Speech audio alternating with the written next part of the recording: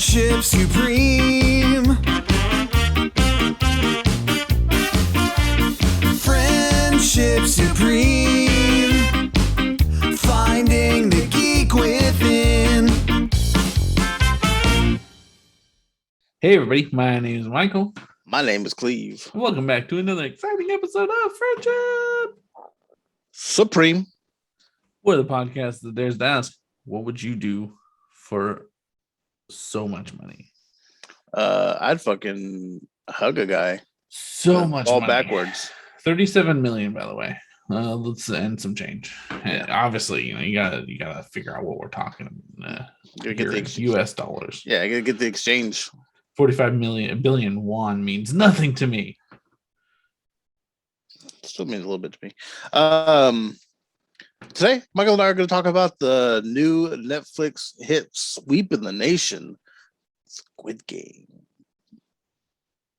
Just game. Just game. Because it is the game. Yeah. That might exist for real. I have to think it does. I don't know. I have to assume all these games exist in real life. Well, I mean, some of them I do know. In some capacity. Right? Like Tug of War. So it's like Green Light. For the record, there are going to be all the spoilers because we're going to talk about the whole thing. Yeah. So if you've not seen it yet, go watch it. Come back to this moment right here where we're going to talk about it, and you can express all of your feelings about it alongside with us. Leave a like, pause it, go watch it, come back. Yeah, exactly. In that order. Okay, so something I really want to touch on before we even talk about this show. Okay. There's a real big trend right now. Okay. In popular Asian shows. Okay. That involve games in which we murder people for lots of money. And it's always been kind of a subgenre of like anime or TV shows and stuff for them. Yeah. Specifically in Asian culture, I don't feel like it was as big here. And so the reason I brought this up is because I was kind of talking to Katie about it a little bit. And I find it fascinating that, like, I think this speaks to the poverty of some of these nations and some of the struggles that they're going through and why it's becoming more and more popular on this side of the world. Because now we're seeing a lot more, unemployment and poverty, and not that we haven't always had poverty, but I just mean like this ideal, like we always joke about trailer park retirement, which is like a lottery ticket. Everybody wants to hit the lottery and make it big, but like now it's this fantastical idea that like if I could just make it through some really shitty things for I don't know like 2 weeks, then I'm gonna be made. I feel you. And it's become really popular. Like there's a anime called Darwin's Game, which I actually highly suggest. It's really good. I don't know what the outcome of rooftop invasion is going to be, if it was involving money or not, but it's very similar where people are pitted against each other to kill each other. I don't know. It's Hunger Games became real popular in the US, but was all kind of derived from Battle Royale, which was a Japanese movie. I was going to say, this had like that original feel to it when it first kind of started. It was, the premise essentially is that, there's 456 contestants, and what you're told is if you can win all 6 of the games that they have, you walk away with whatever money is in the big giant pot. And so I also want to ask you, because I don't remember it saying, could there be more than one winner? They never said that there couldn't. Okay. The stipulation was you had to win all 6 games. I don't think there has ever been a single winner, because when the police officer was going through all the winners, it was only ever a single line, which presumably means the last game was always the Squid Game against 2 people. So I assume when the show gets down to 3, that's why they kind of set it up the way they set it up.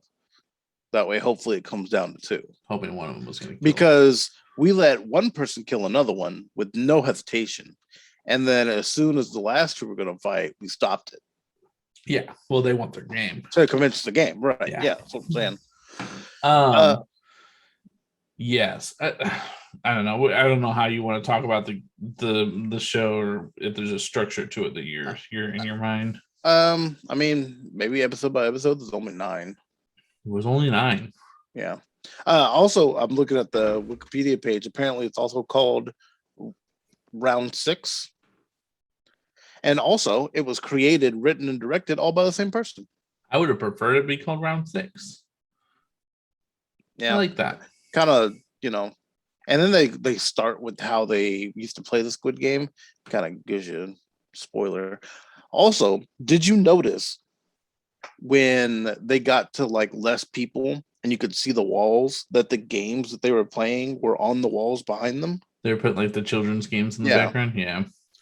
Like nobody else. I think they did it after they played the games, though.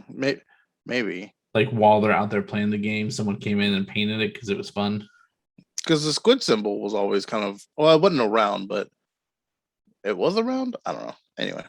Well, yeah, the fact that all of them were circle, square, and triangle, like the hierarchy of the soldiers and stuff. It's really interesting. Always a big fan of the fact that the rich, shitty people are always the Americans. Oh, always. With like, there was like one or two other ethnicities in there, but it's usually just like rich American white guys. It's like old straight white men who have like homosexual fantasies, and yeah. What a weird fucking, that was fun. Weird that everybody pinpoints that joke. If you can satisfy me in the next 5 minutes, I'll change your life. What a fucking statement, sir. And they were just pieces of garbage. So you had, and so like the mentality, the psychology behind it, like the idea that when forced into competition, we seek like teams, and it just happens that way. Right. You find cliques, and I feel like that happens in most places where you're. What I liked is, actually, had that been done here, it's so much different than it would have been done in South Korea. Because in South Korea, we're all Korean. So the way the teams form here, unfortunately, you kind of look at people and go, okay, we look alike. Let's group up. And we have examples of that, Cleve. What do you mean? Cleve's getting into Twitter fights with everybody about this perfect example of that. Hey, here's what it is. Anyway, so episode 1, red light, Big Brother, guys. Big Brother happened, and it's a thing. And how'd you feel about red light, green light episode? We meet Song, who is not a bad dad, but definitely not a good dad. So I'm willing to give him a little bit more of a pass towards the end, because he very clearly witnessed some traumatic things, and that's why he kind of lost his mind a little bit. But he still came off as kind of, even towards the end, like even at the very end, he was still shitty in a way. But well, to me, when because he wins a big betting on the horses. And the first thing he does when he gets the money is calls his daughter, and he's like, yeah, I'm gonna get you a great present, we're gonna go out to eat, get anything you want, you know what I mean? So when he was on top of the world, it was like, boom, let's get the kid going. But that's textbook gamblers, like gambling addiction. Like that's textbook. Like I used to one of my mom's many boyfriends, who actually one of the few she married, I say many, a few, but one of the people, one of my mom's husbands was like that, where like he'd ride real super lows, and then he would hit it big at a casino, and like suddenly he was calling my brother up, like, what sports equipment do you need? What do you need for life? And blah, blah, blah. And like, it's insane to watch like that ebbs and flows of a gambler and someone that has issues with it. And it's interesting too, because I mean, the way I think when that happens is okay. So it's not super selfish because the first thing you want to do is spend money on your loved ones, but it's also like your loved ones have been dealing with this shit the whole time, so maybe you're just trying to repay it. Yeah, I don't know. Yeah, so he's okay. He's fine. I just, yeah, I don't know why I hate deadbeat dad stories, man. I really do. It just sucks. It's like, whatever. Anyways, I mean, this one was I feel like a thin line of in between because he wasn't like a piece of shit. He definitely just had a gambling addiction, and that caused him not to. Well, that and the trauma he went through caused him to kind of just not be a stable person. But even the way like he talked to his mom, like, yeah, he kind of was shitty towards his mom. Who that's that grown child syndrome. Yeah. But Green Light, Red Light is the first game that they play. There's 456 contestants in the world of this game. They play Green Light, Red Light, and it works very much the same way we know it. However, my understanding, I think in the original, like without it being brought over to us, it was not. I don't think it's Red Light, Green Light. I think it's just a matter of like she sings a song, and when she stopped singing, you had to stop moving. Okay. Not that it makes a huge difference, but just interestingly, like cultural differences. Yeah. Well, it's interesting too because the little head still turned to look back. So maybe when you're singing, you turn around and see if you catch somebody. Yeah. Which also seems harder somehow. Fair. Because you're going off of just a sound and then silence versus someone physically saying something to you. Right. Anywho, we also meet an old man. Joe.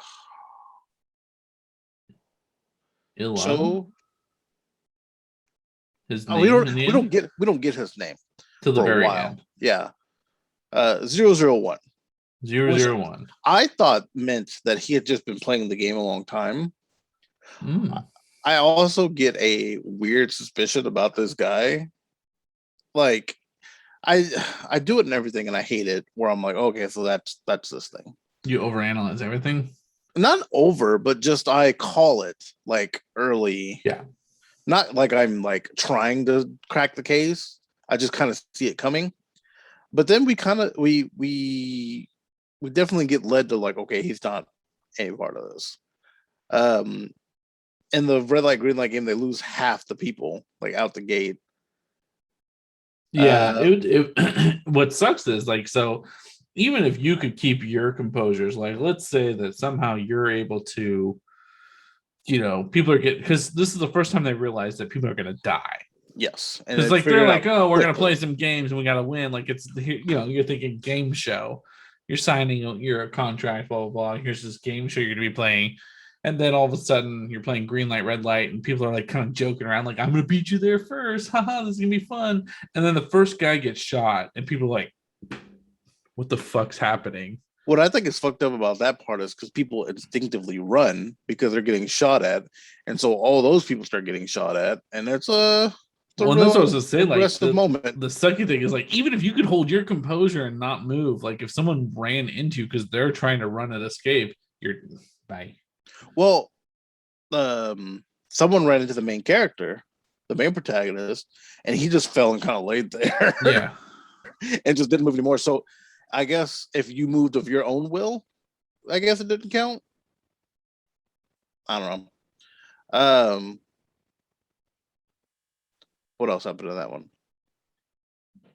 You also meet his friend Sung Woo, who is, you find out, was a prodigy from their province and was this big deal because he went to some big school. Childhood friend, yeah. We used to play together when they were little. The girl, like, what? We meet the girl too who stole all his money.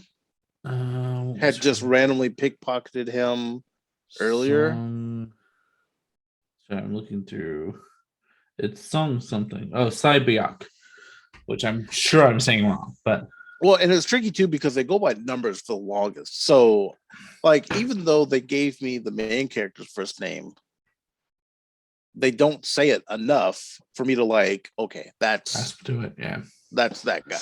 So, and I think that the logic behind the numbers rather than names, by the way, is the disassociation from, same thing. Reason you don't name an animal if you're gonna kill it. Right. If you name something, it's harder to kill it. If you know someone's name, it's harder to kill them. But you find, basically, so yeah, half the people die. Ali, we're introduced to Ali, Songwoo, the girl, and the main character and the old guy. Yeah. And they live through this exercise barely. Ali saves the main protagonist because the protagonist falls, and Ali displays super strength. Yeah, he does. And just holds him still. Holds him by one hand by the jacket. Which you find out later, he had some kind of factory incident where he lost fingers, which is crazy. It's a hand, though. I don't know if you noticed that. Was it the other hand? He caught him with the right one, and his left hand had the thing. But anyway. Which would make sense as to why he's stronger in the hand. He's probably relied on it more. But those 5 make it through. And then you start to see them kind of bond together. Well, minus the girl. I would say the girl doesn't bond until the later episodes. Yeah. They decided to kind of try to form a team because they figure if we can be a team and get out of this together, then we have better odds. Yeah. And and then you go to once they get out, everybody's like, oh shit, we're killing people. How can we stop this? And someone's like, oh yeah, there's a bylaw that says if the majority of the players say they want to stop, that they will stop the game, and they barely get the majority. Yeah, by 1. And that 1 is player 1.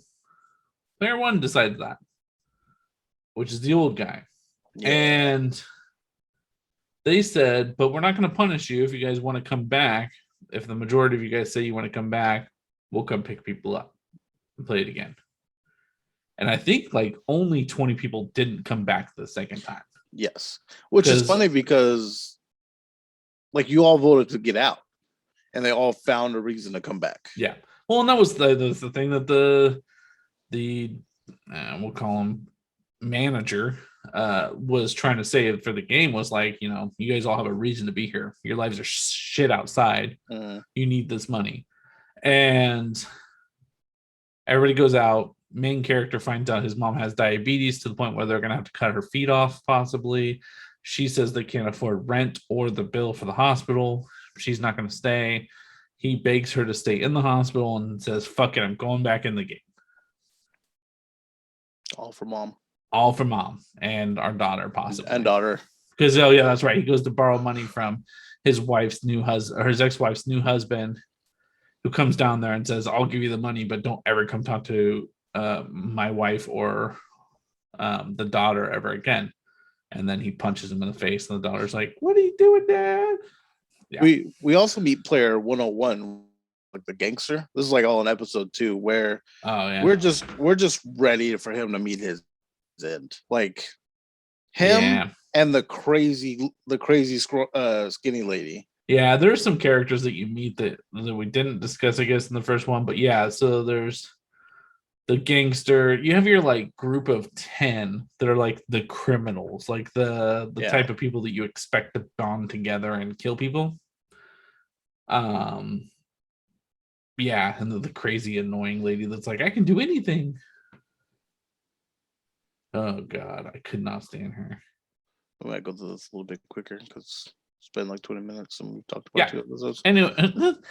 Anyway, so you get to a point where now we're in the game, we're like speeding along, we're figuring things out. The second game is like the most awkward game in the world, but you kind of figure out that someone's getting hints to what the games are. So some people are cheating now, which is interesting. And then they have the little candy, like honey. And I had to watch the main character. I had to watch the main character just lick in the most provocative way possible, and I felt real uncomfortable about the whole time. You turn everything sexual, man. It was. You're seeing penises and logos. Look how seductively he's. Because see, you're like he was licking it seductively. I'm thinking I see it as this man is not trying to die. That's absolutely what it was. He was giving it. It was the power lick 3000. He was giving it with the hardest expert level of this game's possibility, which doesn't feel fair, but whatever. Like, if it's even playing grounds, don't make people. They keep boasting about too. They're like, we give you even playing ground. Never once has there been even playing grounds. There's advantages to everything and disadvantages to lots. Anyways, he shows like half the people see him doing this, so they're all also trying it. But if you break your cookie, then you die. Part of me thought that like this guy was going to just figure something out. Like, you know how there's this really hard puzzle, but there's kind of a dim-witted guy that's like, oh, you just do this, and then finds the way out of it. I thought it was going to be like that for all of them. When I saw him do this, it's not the case. Then we had, what was the next game? Was it let me see. Next game was Tug of War. Was it? Okay. Yeah. Yeah. Again, not an evenly balanced game of everybody has a fair chance. Because like there's multiple times later in the series that the guy's like, we've given you all an opportunity to win. And you know, it's all based on just you alone. And it's not. Because you get Tug of War with 10 fucking people, and one of them is a 90-year-old man who's very clearly on the end of his life. And 3 women? Yeah. And against a team with, you know, all kind of bigger guys. Yeah. But they somehow use strategy that the old man suggests to them. And that old man strategy for Tug of War had me so pumped. I was like, fuck yeah, they're going to get this shit. He was like, you fucking stand strong. You put that rope on your fucking. He's like, if you can just hold it for 10 seconds, that's all you need. You lean back like you're looking at other people's crotch. Like, and they do. They somehow miraculously fucking win it. Song Woo gives the idea to run forward to get them off of their feet and then to start pulling. 3 steps forward and then pull back. What fucked up world is it though that you won, right? Like you just had to, and Cleve brought up a good point actually when we were talking about this on the other night, was that this is the first game that they're forced to kill someone. What they're doing is going to cause someone's death. Right. And so that's like a morality thing as well. But even it's also fight or flight. Like either you're going to die or they're going to die. It's up to you. Even in the later games, you win, but the staff ends up killing the person. This is the first time that you're like, I'm pulling someone off an edge and they're dangling until the rope gets cut. Like, but what fucked up world is it that they won? Then the fucking body weight of that other team starts yanking them off and they start getting pulled off. Yeah. Luckily the guillotine dropped, but like the guillotine waited its sweet time. And let me tell you what I was also waiting for. When one team's going back and one team's going forward, they're walking down this little narrow path. I'm like, well, who's gonna push someone? I really thought that the criminal guy was gonna push someone off. Why wouldn't you? They're all chained together. Because by the time you get to, when do they get in the problem about the food? Was it after the cookie game? Yeah. Yeah, they go to feed them and they purposely feed them less food, but it looks like somebody cut and got too much food. Anyway, they end up killing people at night, and that just counts towards the prize money, which doesn't seem fair at all, because you take the game out of it, I guess. I don't know. They seemed okay with it, but well, and then you have every team is now like huddled in fucking barricades and shit, and nobody's getting any sleep. And there's a lot to it. Besides just the game, there's a mental game to it as well, that you're locked in with a bunch of people that are now killing each other and stuff. Then you go to the next game, which is the marble game. There was a moment that you said, "Man, fuck you were like, man, fuck Squid Game." And I assume that you were talking about this episode. Fucking Ollie, man. Fuck Songwoo so much. I fucking was so pissed. Really? I was like, so Ollie and Songwoo. They basically Songwoo, but they basically say like, hey, everybody, you team up. You guys are all gonna be friends. Like everybody's gonna be on teams of 2. Yeah, teams of 2. And they're like, oh, okay, cool. And like they fucking pick their friends. They pick their friends. And then it's like one guy picks his wife. And they're like, okay, great. Now you're going to play marbles. Any game of your choice. You guys each get 10. Whoever has 20 at the end of this lives. I wonder, was there anybody that didn't have a deciding thing at the end? They died if they didn't, because there was like 2 or 3 games that were still going that they shot people in. So our protagonist's best childhood friend tricks this warm-hearted, a little slow, but I think he came off as slow in the dub. Thing. But I think it was a language barrier. Don't get because they're both speaking English at the time. Right. He's from Pakistan, so he's new to Korean language, and he's multiple times he's trying to remember how to say words. Yeah, so he ends up tricking him into giving him all the marbles because he's gotta protect them. Mind you, this is after Ollie beat him at the game that Sungwoo thought he could win. Right. And was like, we're going to play this game because you've never played this game before, but don't worry, it's easy to figure out. Got pissed off because Ollie won every hand. And then was like, oh, yeah, no, like, give me all your marbles. And then said, let's split up and find teams that haven't decided who wins, and we'll meet back at the 3-minute mark. And as soon as he walked away, he turned them fucking marbles in. Give him a fucking bag of rocks. Dog. Son of a bitch. That one hurt, but to me, the old man one hurt more. So the only reason I wasn't as upset about that, it did suck, but the only reason I wasn't as upset about that one is because the protagonist, the main character, was genuinely torn. Like, you could tell he did not want to do that shit. Yeah, and I felt bad for him, but it's like, what am I supposed to do? What do you do? Because logically, not that there's any logic in this, logically, this man is older. He's got a brain tumor, so he hasn't got long to live anyway. He has no family. Logically, you would just So it was a tough. So, but the old guy wins. The old number one wins a bunch. We'll explain too. Yeah. So, like you were saying, he ends up winning a lot of the hands, and then he starts. And you know what? He kicks it in really early, where he's like, "This used to be my neighborhood," and he takes off wandering because he has dementia. His brain's not all there. Then he wins a lot of hands. Then he starts going, "Did I say odd or even?" When he would have clearly beat our protagonist, and 456. Then 456 starts winning, but starts quote unquote winning because he's just lying about every hand. Right. He takes advantage of the fact that the old man doesn't know what he said. And so by doing that, he beats him and he goes to turn in the marbles. And then the guy's like, oh, wait, no, I have one more. Which then the protagonist is like, fuck this, and throws them all on the ground, starts counting. And it's like, ah, shit. Yep.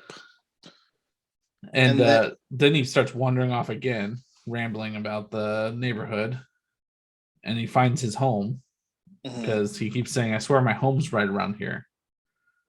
It had a fence just like this one. Yeah. And then you find out that he's like doing it on purpose. And then he's like, all right, fine. Like, we'll play one more game, but let's just we'll both go all in. And the main character's like, why would I go all in? I have 19 marbles. He goes, no, we got to keep it fair. You wouldn't want to like lie and cheat and trick your friend into losing. And just kind of looks at him. He's like, oh, fuck. Yep. And then hands him his last marble. And as he walks off, you hear that gunshot. And I was like, here's my thing about this one. I already feel bad about doing it, right? I already feel like shit. And then you made me feel bad again. Like at the end of it, like really dug that knife in there on the guilt trip. Like one of us is not going to make it out. We know that. Why are you doing this to me? You could have just keep playing dumb. Just do me a solid. Keep playing like you don't know, and let me live in it. I guess I don't know. That one, the girl that is a part of their team, she makes a friend, and that friend's like, "We're gonna play a game. You're gonna throw a marble at the wall, and whoever can get the closest wins." And she basically pulls a Dwight Schrute where they're throwing the paper airplanes, and the girl throws the marble and it gets real close to the wall, and then the other girl just takes her marble and drops it. That one hurt a little bit too, because the girl, we don't see a lot out of her. Yeah. And then this one, we got a lot of emotion because she basically threw the game because that girl's got a mom and a brother. And she was a defector from North Korea, so she had a lot going on. We find out. Then the last big game. This is when you get to meet the VIPs, which are all the shitty rich people that are betting on these people's lives. Fucking Americans, man. You find the cop. Well, there was the guy, I think he was from Taiwan. There was one gentleman from somewhere in Asia, and I cannot remember. I think it was Taiwan. We've not talked about the cop the whole time. So there's a cop that they play the game. They all go home. When they come back, the cop follows them on. It's like a detective. And he is like just the worst improviser, I feel like. But he is surviving somehow, switching masks with people and, trying to keep on the down low. And he uncovers the whole plot. Yeah, and he ends up finding a group of people that are like harvesting organs, which I guess is smart. If you're going to murder a bunch of people, why wouldn't you just harvest all the organs and sell those? But, or you know what? Even if they could donate those, and I'd feel better about this fucking game than. Well, I appreciate because everyone. The game master didn't know that it was happening. Mm-hmm. But in the end, when he catches the fact that they're doing it, he's like, you guys could have kept fucking doing that. I don't care, because it's the fact that you guys cheated and gave this guy, there's a doctor that they keep giving hints to because he's helping harvest the organs. He's like, y'all could have done whatever the fuck you wanted with this money and these organs. I don't care. Yeah, it was just the fact that you gave someone else an advantage. He said, you got to harvest them or eating them. I wouldn't have cared. But the cop uncovers like the whole thing, and then at some point becomes in his undercoverness becomes a servant for the VIPs. The VIPs. Which then, as Cleve was talking about, and we were joking about, the real weird, creepy, I'm real eyes wide shut. I'm a creepy old rich white guy, and I get what I want. So let me go fuck this Asian boy. Yep, that's exactly what it was, man. Fucking anyways. Last game is they have to jump across the glass. God, that game is the worst. Yeah, they get vests. There's 16 people left. They get vests 1 through 16. And basically the person that's going first has to pick between two spots. One spot's going to fall through, one spot's going to hold them. And you just have to keep guessing the whole way down. So jump obviously towards the end you're better off, but number one, you're not making it. You're out. Unless you were a manufacturer of glass. Yeah. Which apparently that comes into play. Like number 13. The redemption, there's a lot of deaths in this one. A lot, and like quick, and lots of fighting on glass and stuff. And what a horrific death. Like not that all of them weren't horrible, but the fucking tug of war in this one. I mean, please shoot me, please, because me falling to an uncertain amount of height to the point where some people were hitting the ground and were still alive. I was about to say, well, if they even died, right? Those people were hitting the ground with all that glass and stuff. And anyway, the redemption song in this game is that the annoying crazy lady, who we don't really talk a lot about in this episode tonight, we haven't talked a lot about, but she's the just fucking the worst. Worst. Just the fucking, you know what? She's Felicia from Friday. Like, just the worst fucking annoying. Times 10, I would say. Just wants everything, needs everything, wants to be carried for everything. And thinks that she's so super smart. I will say she made me laugh a lot, though. Like, she was terrible, but she was like, I'm good at everything except the things I'm not. And I was like, me too. We got a connection. But at one point in time, the criminal warlord, whatever, had screwed her over. She had sex with him to try to lock in, like, you're going to protect me, right? Mm-hmm. And he then immediately screwed her over. And so in this game, she gets up to him and she's like, go ahead and go. And he's like, no, I'm not going to go. Someone needs to go in front of me. And she's like, okay, I'll go in front of you. Gets next to him, hugs him, and then says, all right, we're going together. Fuck you. And then just fucking jumps off the thing. Fuck it. That was. She said, "If you fuck me over, I'll fucking kill you." It was. I don't know why you would never take anyone like that seriously. First of all, where we are, because it's like a prison, basically. Right. Like we're in jail. So if anybody in jail was like, "Hey, if you fuck me over, I'll fucking kill you," I go, they will probably kill me if they get the opportunity to. And yeah, it was good for her. Because you're waiting. This guy's such a piece of shit. He's just killing people left and right. In the game, outside the game, he doesn't care. And you're like, oh, you're gonna get yours. I can feel it. I can feel it. I know it's coming. When's it coming? Come on. This game? No? Okay. Because it should have been several times ago. So many times ago. He gets his, and then a lot of people die. There's so many fucking people die. Everybody but the last three, which is the girl from North Korea, Song-woo, and the main character. There's one other person that's alive in front of them. He is a manufacturer he used to manufacture glass. He can tell the difference between tempered glass and regular glass. So they're all following him, and he's in there looking at them. And the game master realizes that he's using the light refraction and says, "Oh, well, fuck you guys," and turns the lights off. Which is fucking bullshit. Yeah. Because apparently it's in the report that this man has the skill. So then you to let me go this far and then take it away from me, it feels like cheating. Yep. But this man is one step away. There was only one step between him and the platform of safety.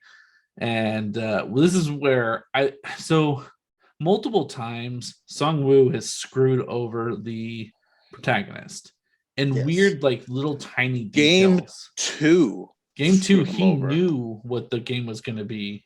And he had an idea of what the game was going to be, and very, very much deceived the whole team.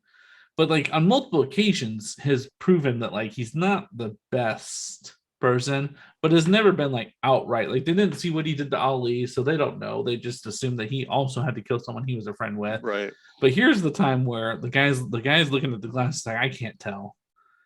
And he's sitting there like trying to figure it out. And he's like, I really can't tell. And Song-woo just goes, okay, well, I'll help you decide, and shoves the guy, pushes him right off, shatters the glass, falls to his death.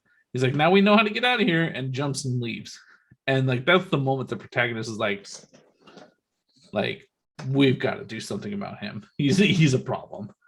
And I was pissed about this more than this actually might have been the time that I said fuck this to you. How is it fair that this whole time it's been like, if you survive, you survive, good on you, like we're not going to do anything to fuck you over on that, and we explode the glass, like all the glass on the bridge detonates, which is fine, yeah, but like maybe we don't do that, when like they could have easily just cracked the glass and it shattered down, but like or something fell through it, right. Yeah, like giant thwomps. That'd be great. But anyways, in this giant explosion, fucking glass shard goes right in the girl's waist, just stabs her, and it's I don't know, like it's an aggressive no other reason to kill her other than like, haha, got you good. Yeah, that didn't feel all the fair to me, and they I don't. It irritates me because they pick and choose when to interact with the team or with the contestants. Yeah. But they then get fancy suits so they can have their steak dinner. They all eat their steak dinner real angrily. Nobody knows that the girl's been stabbed yet, and she's barely eaten anything. And then they finish their meal, and they all take the servants come and take the meal away, and then they all just take a really nice, clean steak knife and put it in the middle of the table for each of them. Mm-hmm. Like, all right, we'll see you guys for the next game. Bye. I couldn't tell if each of them knew that they had one or not. Yeah, I think they all saw. They weren't close, right? But yeah, I think yeah. So then they separate, and the main character goes over to check on the girl because he's like, "You haven't eaten at all. What's going on? Are you okay?" He finds out that she's been. Then you hear the sad story about the 10-year-old adopted kid or the kid that's in the orphanage, and then you find out, well, I mean, you kind of find that out earlier, but anyway, so she's got a 10-year-old brother that's in an orphanage, and her mother's still in North Korea, and she just keeps saying like, hey, can we just make a pact, like if you make it out, we take care of him, if I make it out, I'll take care of your kid. Right. And he's like, don't worry about it. We're all going to make it out. It's no big deal. And I think that was her knowing. Yeah. Oh, definitely. Yeah. Like, it's any minute now. And then he sees that she's been stabbed. He's freaking out. He's trying to get the people to come in. They don't come in. And then all of a sudden, all the lights come on and they come in. He's like, oh, thank God. Like, she's over there. She needs help. They're bringing in the death box. He's like, wait a minute. She's not dead yet. She turns around and fucking Song Woo's got his goddamn knife bloodied up and her neck's been slashed. That's the moment. I'm pretty sure that's the moment I was like, fuck this. Jihan. Yeah, that's the main guy's name. Jihan was ready to just fucking lay him out. And that's when they decided to separate things. Yeah. Which, that's the part that irritates me. Like, you pick and choose when killing someone randomly is not one. The game. Right. But anyways, then they play Squid Game, which has been leading up all to this one game. Jian wins the game and says, all right, I'm going to go touch the thing. Like, he starts walking over and he's like, no, fuck it. Never mind. We're going to quit. And he's like, Song Woo, quit with me. If we quit, we can just go home. I don't care if I get the money. I just want to leave here without having to kill anybody. Right. Because to this point, he did not have to kill anyone other than the old guy. But he didn't like people on the other side of the rope. There. But he didn't like physically do anything like some of these other people have done. He even had an opportunity to stab Song Woo and chose not to. Right. And so he's like, let's quit. We can quit. It'll be good. Song Woo's like, I've been such a terrible friend and person. I don't deserve it. Take care of my mom. Stabs himself. I was like, thank God. If you got out of this fucker without like dying, I would have been so sad. So I think that he didn't want to get out because if he got out without the money, they're just gonna kill him anyway because he's of the debt that he's in. But also, I think he was like, yeah, look what I've done. I can't. What am I supposed to do now? That's the tough thing about like that's you look at Hunger Games, like that was always like when you get out of it, how do you live with the how do you cope? You're so rich and shit, but like you also stabbed a child. Right. Like there's some fucked up shit happening back there. So then Gion wins the whole thing. Wins it. He gets dropped off in the middle of nowhere, and then he kind of just in the middle of a city, and then he just vomits up a debit card, which happens to have 45 billion won on it. Yeah, he gets the money. He goes home, finds out his mom died. That's great. He goes to get that was such a sad scene, dude. I thought it was gonna end right there, and I was like, if this ends right here, I'm fucking done with this shit. Like, obviously, I'm done because it's the last episode, but I'm done. Like, don't even fucking talk to me anymore. He like stumbled, and Song Woo's mom was like, "Hey, have you heard from Song Woo?" And he's like, "No." She's like, "I meant to check on your mom. She's been sick, but like I've been so busy." And he goes in the room. He's like, "Mom, I finally have money. Like, we're gonna be okay." And she's just laying dead in the fucking bedroom. And he lies up next to her and cuddles with her and just starts crying. I'm like, well. And see, I think that's, well, obviously, by this point, you've gotten a lot more of this character. But that's like he's not a super deadbeat dad. Like, because he could be like, I got a bunch of money and never went back home. Like, so he takes the girl's 10-year-old brother and connects him with Song Woo's mom, who's like, it'll just be nice to have, which is a nice little bow to put on it, I guess, for the two of them. And then we find out that he lives the next year not touching a dime, borrowing money from people. The bank, like, we come into him going into his bank that he had all that money in, and they're like, we haven't really touched your account. What's going on? We just want to check on you. He's like, yeah, could you do me a favor? Could you loan me 10,000? And the guy's like, yeah, sure, and gives it to him, and he just walks off and goes and buys a beer. Yep. Then he gets an invite from someone because he buys a rose off of a lady. And he shows up in an office building. And lo and behold, old boy number one was 001. That son of a bitch. I was like, you motherfucker. I fucking vouched for you, dog. Because I was telling people I was watching it with. No, it couldn't be. I thought he had something to do with it, but then he fucking pissed himself. So I guess he's good. And I was telling Clue the same thing. Like when I was watching, I would like, because Katie wouldn't watch it with me, but like I was sending her messages like, there's something up. There's something weird about the old guy. Like it just doesn't feel right. This doesn't make sense. Like he's in on it. And then like I just started feeling like less and less. I'm like, okay. And then the marble thing happened. I'm like, well, guess not. And then there was one scene that happened though that I like. It felt like it triggered that moment of like, oh, this is it. And it was one time you see the person putting on the mask to go take care of things, and it sounds dumb, but I swear to God, I saw his hands. I was like, that's number one's hands. Like, I'm telling you, that is number one. And I'm like, well, he's a part of it. He's the leader. And from that, I think it was like episode 6 or 7. And I'm like, he's the leader. That's it. But yeah, that son of a bitch. Yeah. But then he's like, I'm gonna go off to go. They have some long, like, him talking about why he did it, and it's because he's rich and he didn't know what else to do with his money, and it was fun. Well, what I found was funny was he was like, oh, I used to play these games when I was a kid. I had so much fun. I'm like, you could have just paid these people and they would have loved to play this game with you. You didn't have to fucking kill them all. But anyway. It's just a point of, like, rich people like to do weird shit. Yep.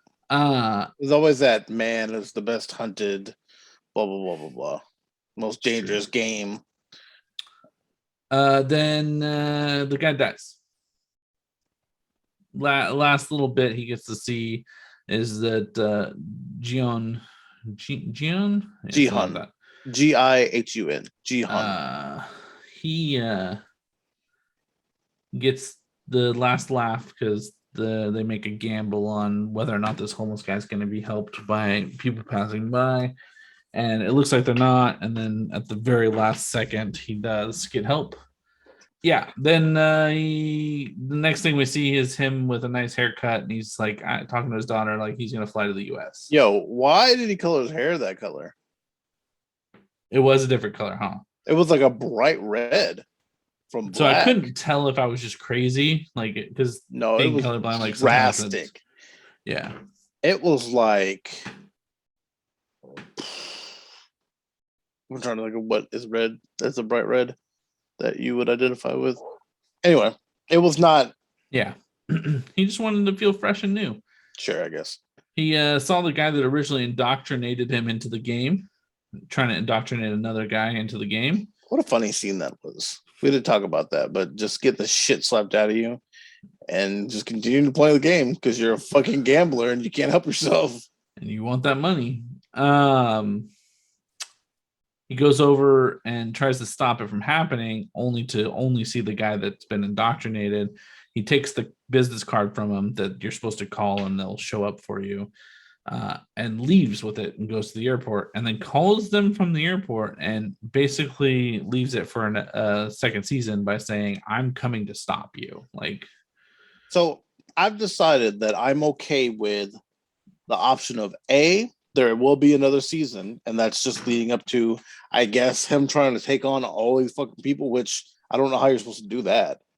Or B, it being a one and done, and we just kind of have to like imagine what would have happened in the scenario. You know what I mean? Prefer it that way. They did say that, like, they did joke about how in Korea it's the best games. And so that's the idea that this is happening everywhere. Yes. Also, it's already been renewed for season 2. I don't know if you knew that or not, but I was okay with both options. But I mean, all in all, great show. A little bloody for me. I'm not a huge fan of like a shit ton of gore, but it wasn't terrible. So feelings check. Level. What made you the happiest in the show?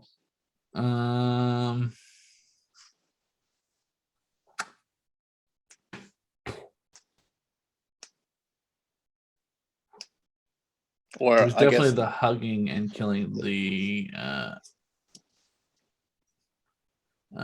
gangster style guy. When that happened, that was the best. What made you the saddest in the show? The Ollie. Yeah. Ollie had a fucking wife and kids and shit. They're never even gonna know what happened. What made you the angriest? Was it also Ollie?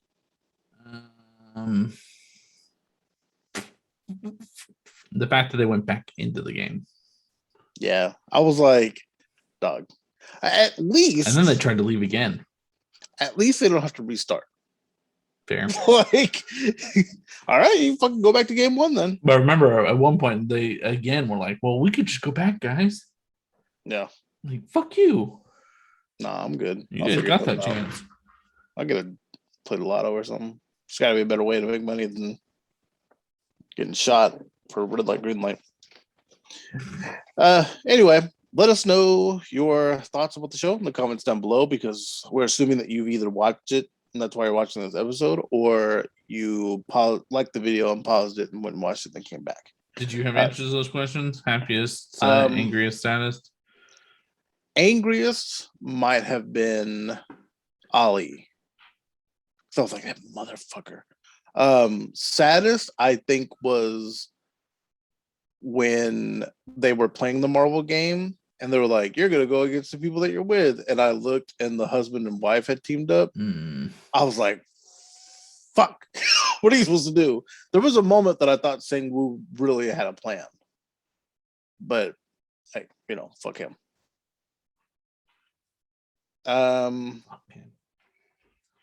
The happiest.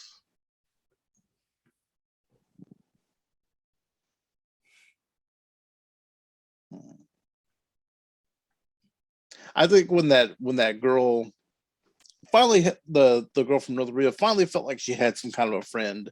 It was bittersweet, but it was definitely like a nice moment of this person's doing this for me. Because at that point, I know who our main character was, but at that point I was like, I don't know. Maybe they'll switch it on us and she'll end up winning. So I actually thought that was going to happen. Yeah. Before it exploded, like I was, because I do the same thing, and I probably do. I do overanalyze. Like I'm sitting there like, okay, what's gonna happen next? Why would this happen? Blah blah blah. And in my head, I thought that before the explosion happened, I thought she was gonna win, and she was gonna end up taking some of the money and giving it to his daughter, because it made more sense to me for her to live. Yeah, especially because his mom's gone, his daughter moved to America. Yeah, he really had nothing else there. And I also feel like she could have avenged the Squid Game core group thing more than he could have. She was a badass. I really liked her. She was my favorite character. Yeah. But yeah, no, let us know what you guys thought about the show down below. What game do you think you would have had the hardest time beating? If it were me, it's 100% all of the games. I would have died. All the games? Immediately would have died, guys. Well, you know what? If you give me 10 minutes to clear a field with red light, green light, I think I'm okay. The cookie one out of the fucking big-handed and fucking broke it so fast. Immediately. I would be like, oh, food, click, and snapped it in half. The marbles one, I might have been okay depending on what we played. The glass one would have been a toss. Yeah, the glass one would have had no chance. Dead. Fucking dead. And the Squid Game, like they explained the game 3 times, and I still don't really know what they want me to do. My only benefit is my lucky number is 13, so I probably would have picked 13, and I would have at least been towards the end.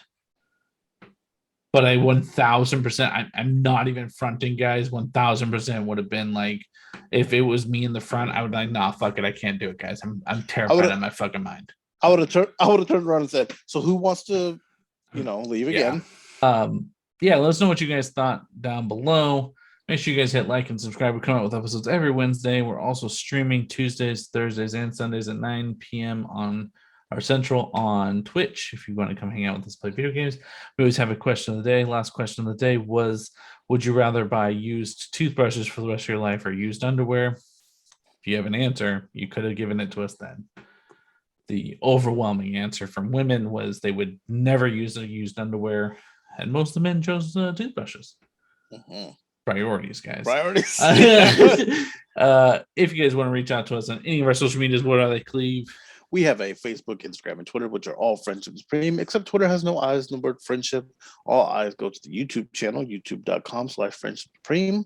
We also have a Patreon, patreon.com/Friendship Supreme, where you can give as little as $1, and it really helps out. It goes to the podcast. We just push everything back in it because we like doing this, and we like doing it for you.